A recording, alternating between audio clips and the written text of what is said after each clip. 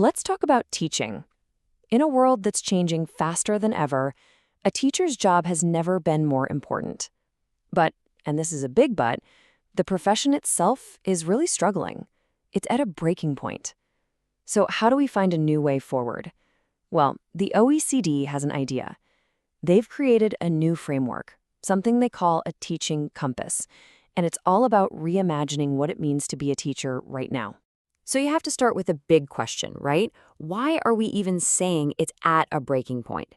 It's not just one single issue. It's a whole bunch of massive pressures all crashing down on the profession at the exact same time. You could honestly call it a perfect storm. We're facing global teacher shortages, and the levels of stress and burnout are just off the charts. Then you throw in these huge technological shifts. I mean, AI is suddenly everywhere in the classroom. And on top of all that, society's expectations for what teachers should be doing just keep getting bigger. It's a really turbulent environment, and it's going to take more than just a small fix. We need a totally new way of thinking. And that's exactly where this new idea comes in. As a response to that storm, a new tool has been developed. You can think of it like a North Star for educators who are trying to find their way through this really complex landscape. This is it, the OECD Teaching Compass. Now, it's really important to get what this isn't. This is not some new checklist or another rigid set of rules to follow. The Organization for Economic Cooperation and Development actually designed it to be a big picture vision, a framework to help teachers not just scrape by, but actually thrive in the 21st century. And here's where it gets really smart. It connects to a bigger idea. See, for years, the OECD has had this thing called a learning compass for students. It sets goals for them.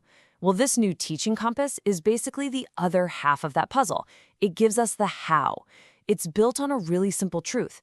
If you want to empower students, you absolutely have to empower their teachers first. Okay, so to navigate those wild waters we were talking about, every single teacher needs a source of stability, right? And the compass uses this really powerful metaphor for this, the inner anchor. And this anchor is built on 3 pillars, 3 key ideas. First is being. That's about really knowing who you are as a professional, what your values are. Then there's belonging, that super critical feeling of connection and safety with your colleagues and your school. And finally, becoming, that drive to just keep learning and growing throughout your career.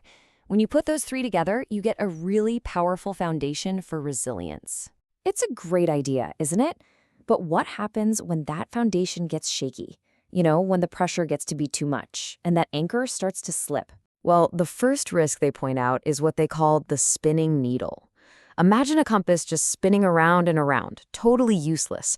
That's what happens to a teacher. They get pulled in a million different directions by competing demands, confusing new tech, endless priorities, and it becomes impossible to focus on what actually matters. Then you've got the risk of drifting off course. This is what happens when the whole system starts to care more about what's easy to measure, test scores, instead of a student's whole development. Teachers can lose their passion. They start feeling like they're just accountable for numbers spit out by some algorithm they don't even control. The source calls this the accountability paradox. And the third risk is magnetic distortion. You know how a strong magnet can totally mess up a real compass? Well, it's the same idea. External forces can warp a teacher's judgment. This could be anything from their own unconscious biases to pressure from administrators, or even putting too much trust in an AI tool that might have its own hidden flaws. So, let's say a teacher has that strong inner anchor. How does that actually translate into action in the classroom? This is where we get to a really crucial concept: teacher agency. Now, agency is way more than just autonomy or being left alone. It's the active, powerful belief that your choices and your actions can create real positive change for your students and for your school. It's about shifting from just delivering a curriculum to helping co-design it. And today, that idea of agency is evolving in this really fascinating way. We're starting to talk about co-agency, where teachers are learning how to collaborate not just with other people, but with artificial intelligence itself. And this brings up a really interesting comparison between what humans and AI bring to the classroom. So a teacher's anchor is their professional identity, their ethics. An AI's anchor? It's just its programming, its assigned function. A teacher offers real, genuine empathy. An AI can only simulate a response based on patterns. The key thing to see here is that these skills aren't competing. They're meant to be complementary. And that leads us to the real goal here. It's not about replacing teachers. It's about AI-enhanced human innovation. It's about letting the AI handle the data crunching and the administrative stuff, which frees up teachers to focus on the things that are uniquely human: empathy, judgment, and building relationships. But here's the thing. A strong, empowered teacher can't just exist in a vacuum. If we really want to support the profession, it's going to take a whole system approach.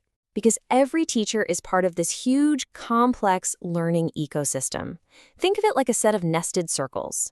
At the center, the micro level, you have students and parents. Then you zoom out to school leaders and teacher training colleges. And you zoom out even further to the macro level of national policy and even how the media talks about teaching. Every single one of these layers has to work together to create an environment where teachers can actually succeed. And this is where you can see agency making a real-world difference. Check out this data on teaching critical thinking. There's often a gap between how many teachers feel they can teach it well and how many of them frequently give their students tasks that actually require it. Closing that gap, turning that belief into real action in the classroom, that's what teacher agency is all about. So that leaves us with one last really big question to think about. We always say that teachers are the architects of our future, right? But are we actually giving them the tools they need to build it? Are we giving them the vision, the support, and the kind of frameworks like this teaching compass that they desperately need? That's really the challenge that this whole idea puts in front of all of us.